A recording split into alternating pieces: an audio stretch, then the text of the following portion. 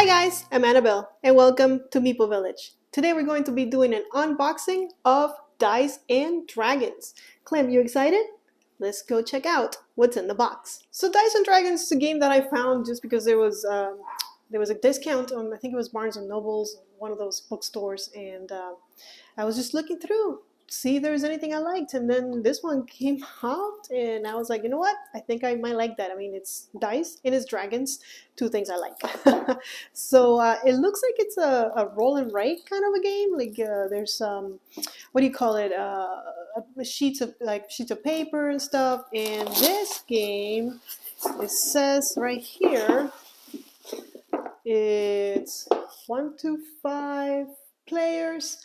It takes about 20 minutes to play, so looks like a nice filler full of dragons. All right, let's see what's in here. Like any roll and write, they give you pencils.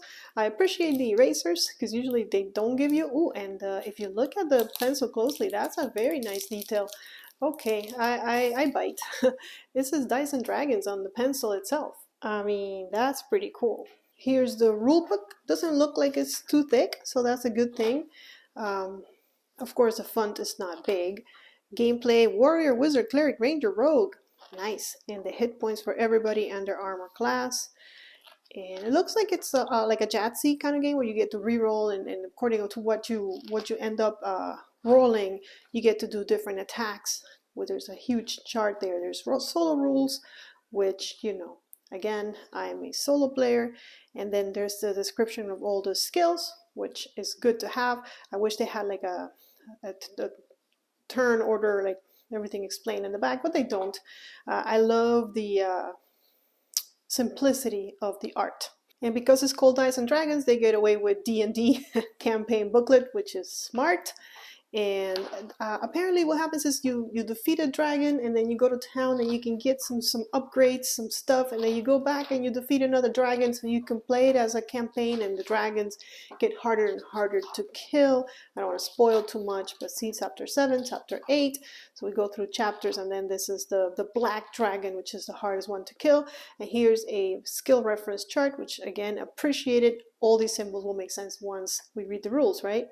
Custom dice, which have the symbols. And as far as I understand, if you're a rogue, you're going to be looking for symbols that are rogue related. If you're a warrior, you're going to look for warrior related symbols, which are probably the sword. Let's take a closer look at these. And if you roll the dragon, you are in bad luck, because I think the dragon also has to roll, and that's how he hits you, is depending on how many dragons it rolls. So something like that. Back in the box, we have our looks like this one's they're breaking apart, they're breaking off, but this looks like it's one more of these. Not a lot of them. Maybe there's some more in the website for the game, or you can always make copies. And then one punch board. So here's the punch board up close. Not much information.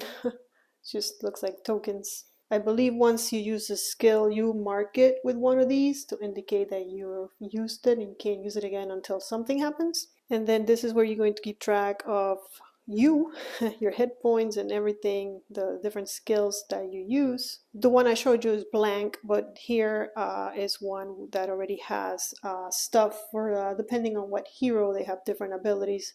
This is a wizard. And if you flip through the pages, then you'll find the rogue, and you'll find the cleric with the different abilities, and the ranger with the different abilities, maybe the warrior. Yes, the warrior. So you're gonna need to make copies because there's not a lot of these. Just like there's not a lot of these, which is your dragon. This is your enemy. And again, if you flip, this is the red dragon. The next page will give us the pale dragon, etc. And again, you're gonna have to make copies, because I think you can go through the game twice with what they give you. which you don't want to play just a game just twice, right? And that's it. That's all that's in the box for Dice and Dragons. I don't think it's a complicated game. I see it more as a fun filler that has to do with dragons, and also that sends you off in a campaign, which is pretty cool. If you'd like to see a run through of it, let me know in the comments below. As always, I ask you, if you enjoyed this, give us a thumbs up and don't forget to subscribe to the channel. And if you'd like, join us on Twitter and on Instagram, where you can learn more about Meeple Village. I'll see you all in the next video, but until then, may you play more games. Dancing through September with the radio on playing her favorite song.